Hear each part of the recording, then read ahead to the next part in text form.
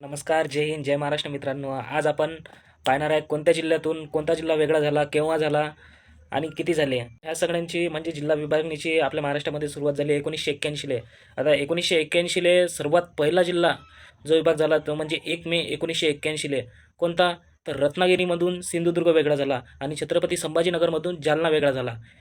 तर त्याच्यानंतर लगेच दुसऱ्या वर्षी 16 ऑगस्ट 1982ला धाराशिवमधून लातूर वेगळा झाला आणि चंद्रपूरमधून गडचिरोली वेगळा झाला. तर त्याच्या लगेच 8 वर्षानंतर 4 ऑक्टोबर 1990ला बृहन्मुंबईमधून मुंबई उपनगर हे वेगळे करण्यात आले. तर त्याच्या लगेच 8 वर्षानंतर म्हणजेच 1 जुलै 1998ला अजून पुन्हा 2 जिल्ह्याची निर्मिती करण्यात आली.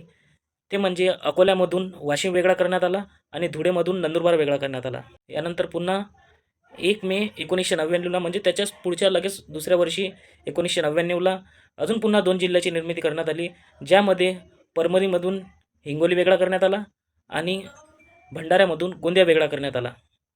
तर सर्वात शेवटला आणि सर्वात नवीन जो जिल्ह्याची म्हणजे 36वा जिल्हा जो निर्माण झाला तो झाला 1 ऑगस्ट 2014ला. कोणता? तर ठाणेमधून पालघर वेगळा करण्यात आला. तर असे हे एकूण सर्व जिल्ह्यांचे विभाजन तारखावाईज आपण कसे आठवण ठेवू शकतो.